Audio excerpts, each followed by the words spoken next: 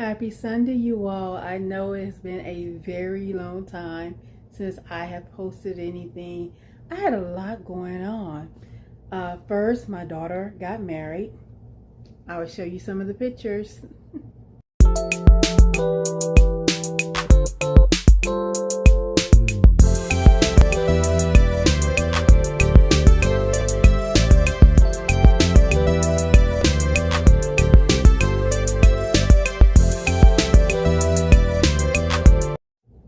The wedding was beautiful.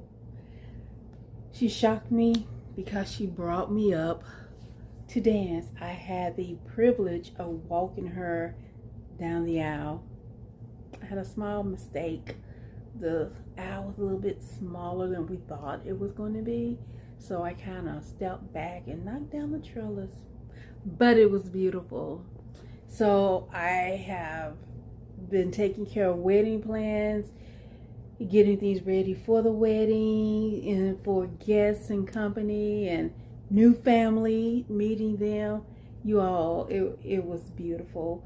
I know they're young, so I'm praying, and good thing I'm adding to, because who my daughter married is truly a child of God.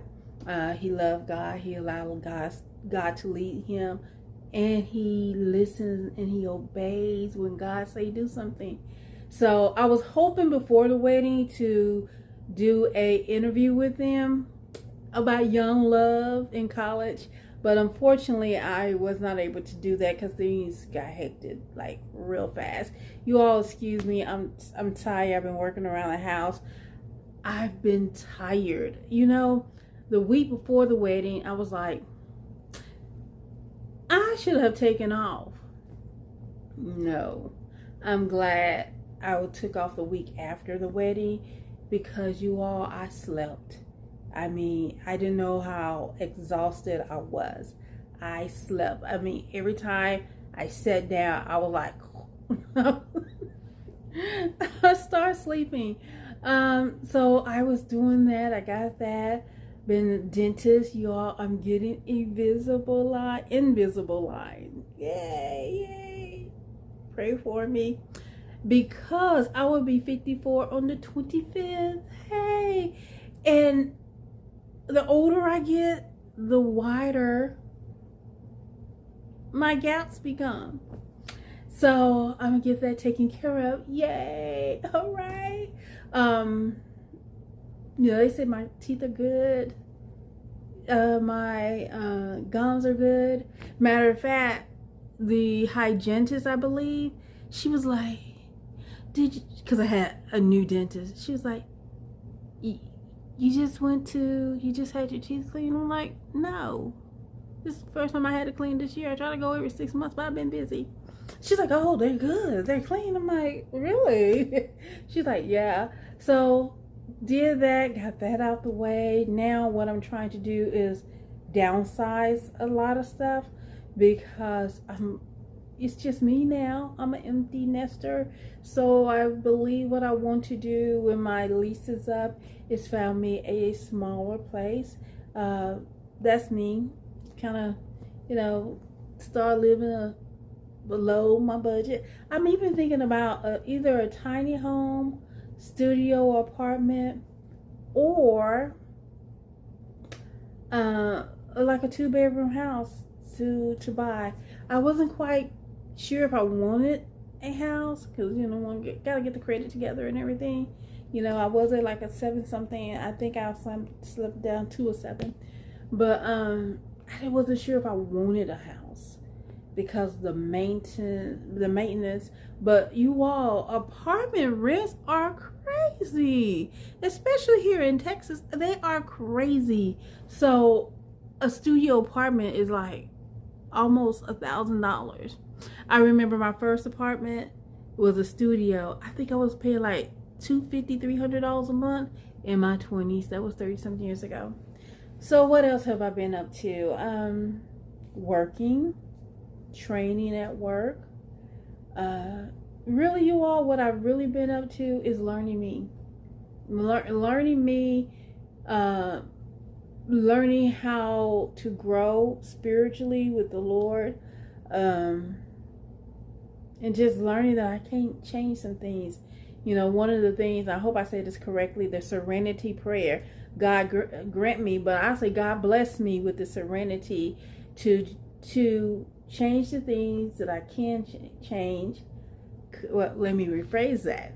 God grant me the bless me with the serenity to accept the things I cannot change, courage to change the things that I can, and wisdom to know the difference. Because I am so, me.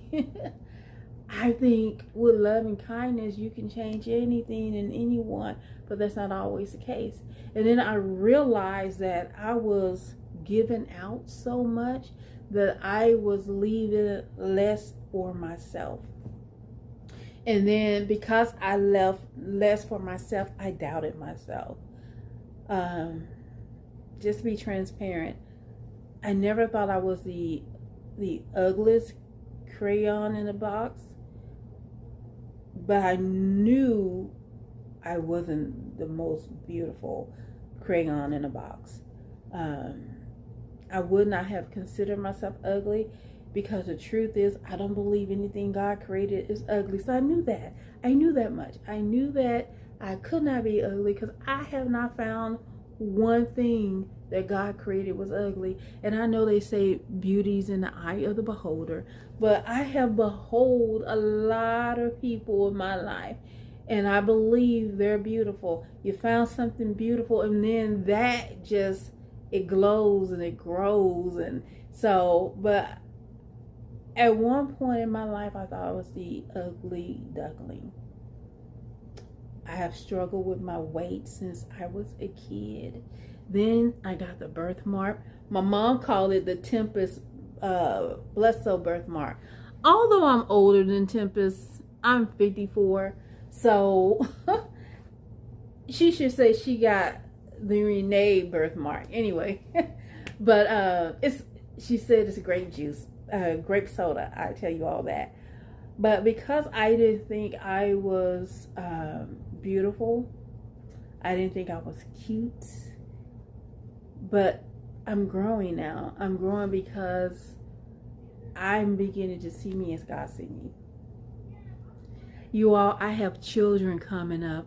I have been having about 4 or 5 little girls come up and help me water my plants. They've been loving it.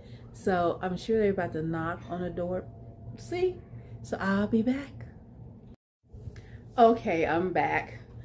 Look, those girls come faithfully. Even when I'm not here, they're on my ring. Like, hi. They just shame me because they're like, all your plants are dying. Like, I know. Y'all, like I said, I've been so tired after the wedding. I just have fallen asleep every time I get, well, even before I went back to work, it was just like, I couldn't stay awake. I think the last 2 or 3 weeks before the wedding just really did me in. And then going back and forth to get fitted for my Invisalign. So, and then all of a sudden we had all this rain, but all of a sudden in Texas we had nothing but heat, like 100 degrees weather. And that plus me just laying down going to sleep didn't match. So my plants aren't faring so well. Matter of fact, I don't even know what's wrong with my house plant, because I was at least trying to take care of them. So they just shamed me. They like, but I had given them a few seeds and some pots and stuff so they can plant some dirt. So they're informing me they need, so they can plant some of the plants, but they just informed me they need dirt. So I'm going to give them some soil tomorrow. So I might put a picture in here of them if I can block their faces from afar, you know, so you all can see who they are. Y'all, they are so sweet, and they come by and they help and make fun of.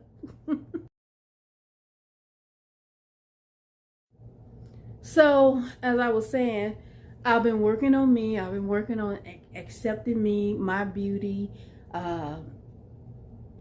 I may not look like Lola Falana or Hailey Berry or even the prettiest girl you remember from high school. But I'm me, and I'm loving me. So I've been working on that. I've been working on not being highly offended or easily offended or both. Y'all, I am overcoming being offended so easily with the smallest thing. And I guess a lot of that came with rejection growing up. A lot of it came from not feeling beautiful. My mom had 6 girls. I don't know how you want to do it, but she had 6. I did it like that. Makes a difference, huh? And when I tell you, my sisters are beautiful. Growing up, they were tall, skinny. I'm the little short, fat one with birthmark and gaps. And I looked at them, and they ranged from light skin to very beautiful cocoa brown, chocolate, and they were beautiful girls, women. And I think I've compared myself a lot to them because I wanted to be tall. How your father going to be 6 feet tall and you come out to be like 5 feet? Come on, make that make sense. Even my mom is taller than me. Is she short? Yeah, you're short if you watch this video. So just working on me with accepting who I am, how I look, not being easily offended, overcoming rejection. When you've been rejected, you feel like your whole life, you just feel like you're not worthy. And when you feel like you're not worthy, you feel like you're not worthy of any type of love. And I used to say those things, and it wasn't until I read, I believe, Numbers 14 or 24. I have to get it. But it was saying, it's when Moses sent the spies into Canaan to look, and when they came back, except for Caleb and Joshua, they were like, oh, they're too big. We're going to die in this wilderness. You know, our children are not going to have any family, and da-da-da. That we're like grasshopper to them. And God basically told them, because you have spoken and I have heard, I'm going to do exactly what you say. So that made me think, girl, watch what you're saying about yourself. Watch what you're saying about your circumstances.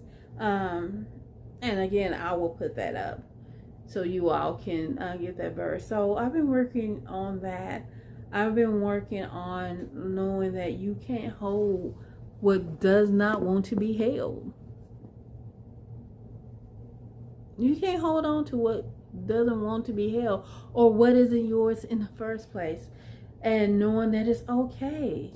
I've been learning that you can be friends with someone and they don't even consider you a friend.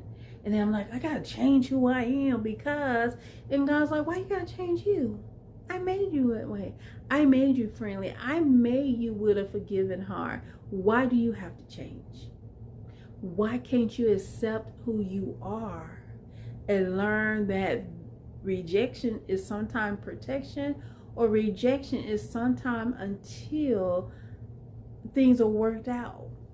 Don't change that part of you. Change the insecurity part. Change the doubting part of you. But leave those things that I placed in you there. So I'm learning to leave them there. I'm not beating up on myself anymore, because I have the capability of loving, and I have a capability of forgiving those that I do love. And I have the strength and the power, and through the grace of God, of not only to love and forgive those who I love, but now He's gracing me with the ability to say, I can love you, befriend you, and not expect that back from you. That doesn't mean you're a bad person.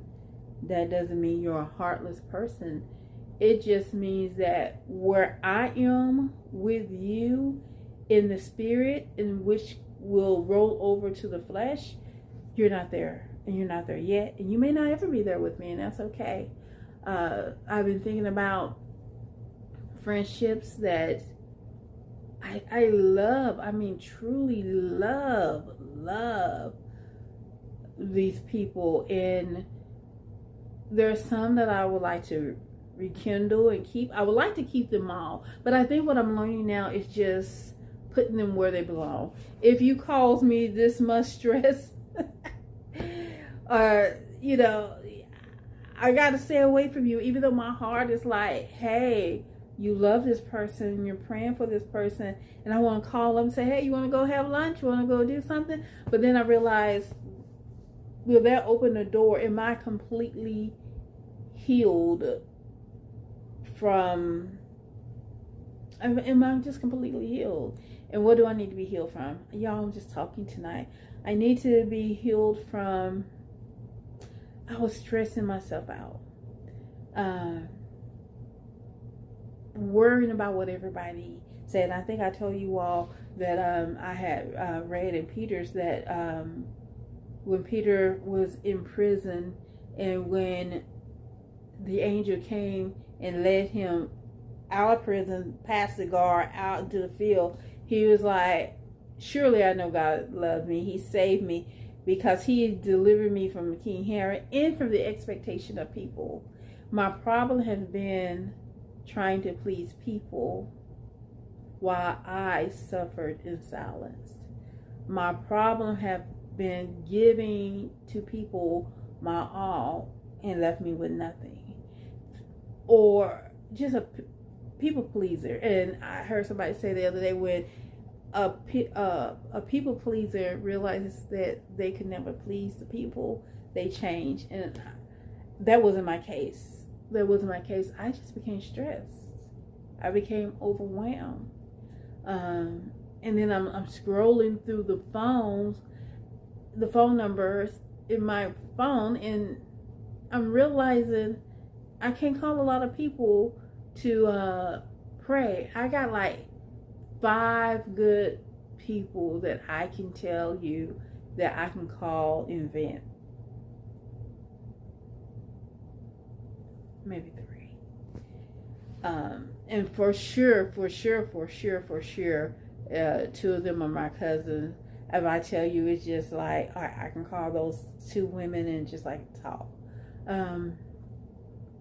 But it was just the idea that taking on so much. And then I realized that I never really, I don't know, you heal from death. But when my nephew drowned in 2013, and both of my sisters died of cancer in 2017, months apart, right after, like, my nephew drowned in 2013, but 2012 was a hard year for me because I was like sick. I was in so much pain. I used to go to the doctor. We have this hospital here in Dallas, and that would take people without insurance, county hospital, and I would go there and I would stay there all night long, and they wouldn't see me, and I had to get up and leave there in pain to make it home to get my daughter, because I would leave her to spend a night with someone and get her ready for school, and then maybe I'll go to work if I wasn't in too much pain.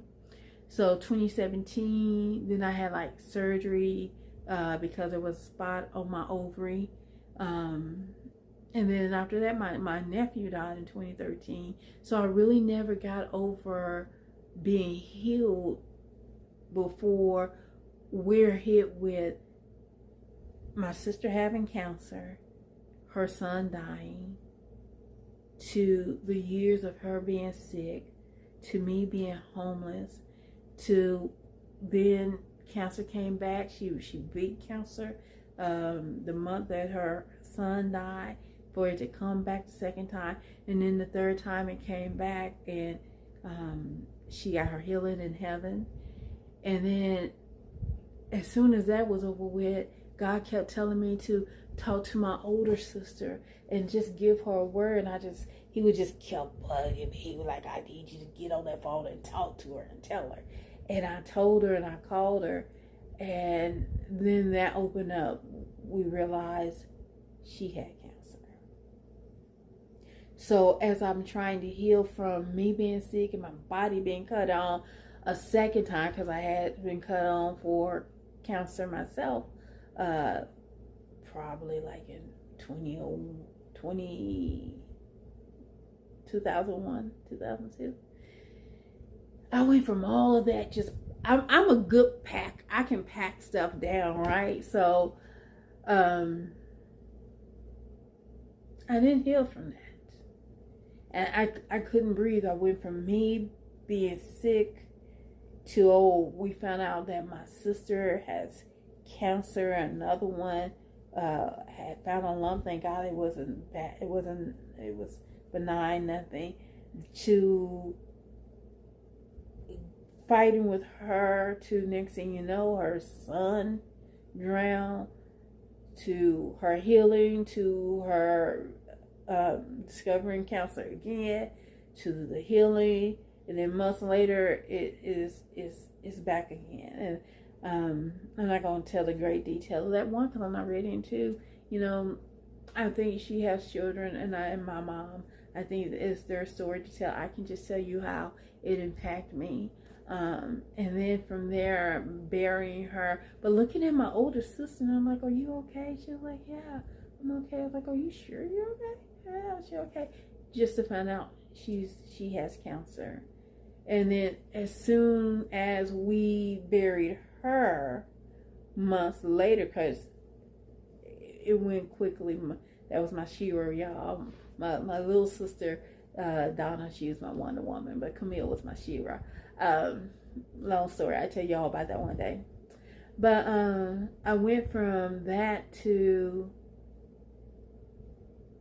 then, like 4 months, 5 months later, if that, probably less than a year, about 4 or 5 months, my best friend was diagnosed with cancer, breast cancer.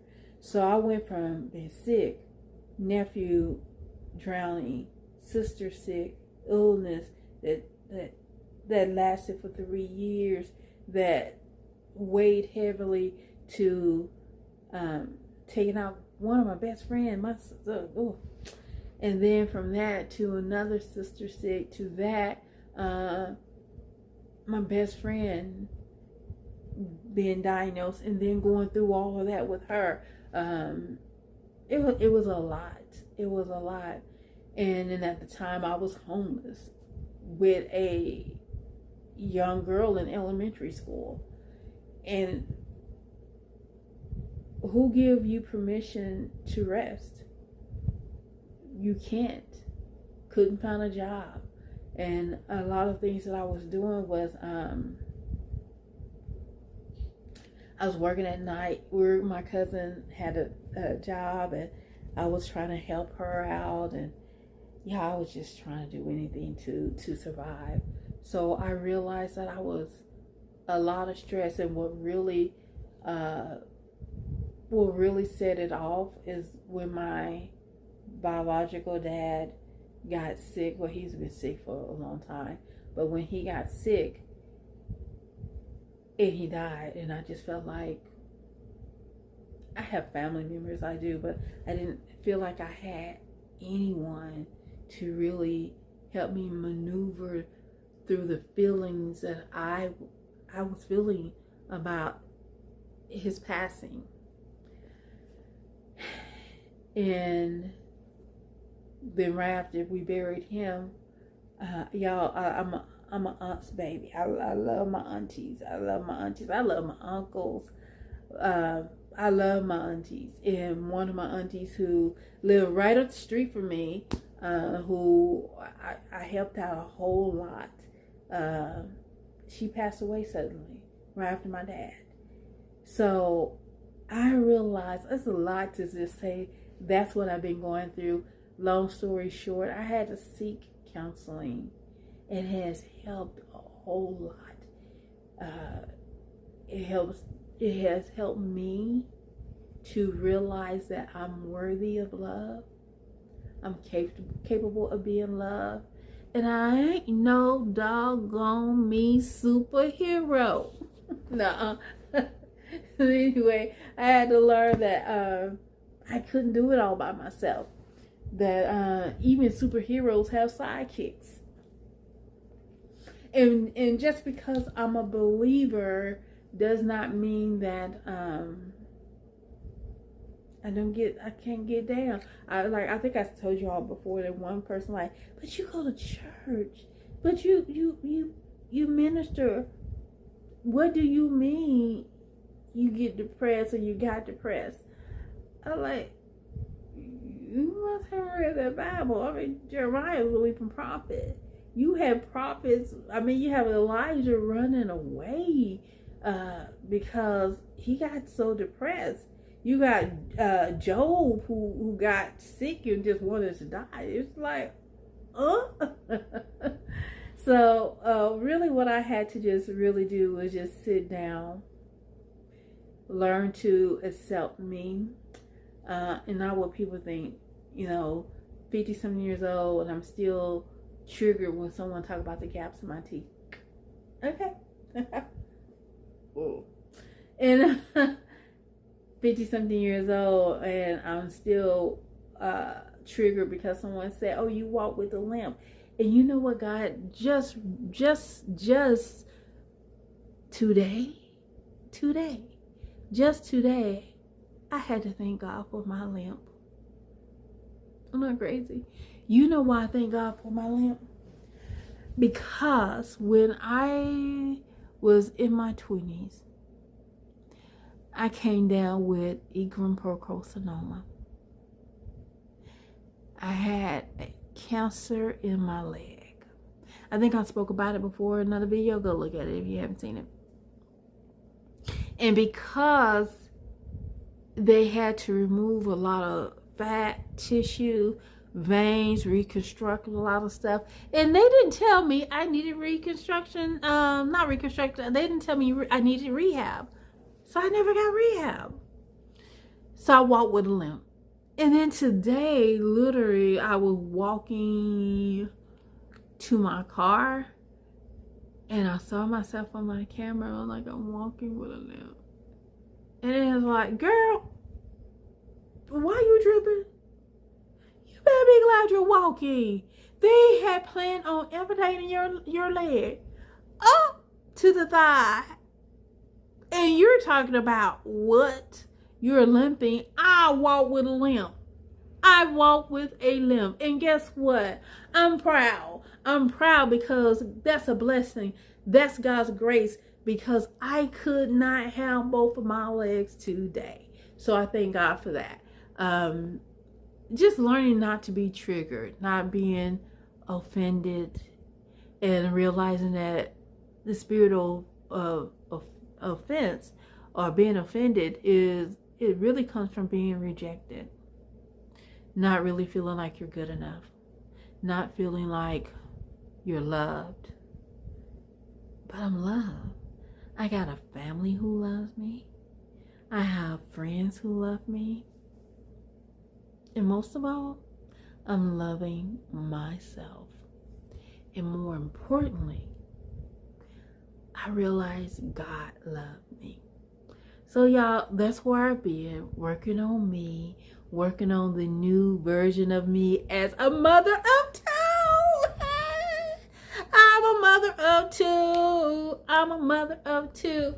And I love my daughter and my son. My daughter and my son-in-law. I'm about to say my son-in-law, but my daughter-in-law. But I love them. Hopefully I will be able to get them on here to talk about their love in their wedding. They're still in PV. So right now, all I'm doing is just continue to work on me, continue to make a better me, because if I'm going to spread God's word, I got to do it with confidence. And everyone's not going to like me, and I need to be prepared for that. I need to be able to steward the gift that he gave me. And that's another thing, you all. I've been working on what's my gift, because I'm like, Lord, I can't sing like I want to. I can't praise this. I can't do all that stuff. What can I do? And I have the gift of, how you say it, exhortation, to encourage. And I'm like, I'm walking in my gift, and I'm loving that. I'm loving the idea that I may not be the preacher that, and God said, no. I'm the one that will encourage you. I'm the one that like to get into the Word of God in study.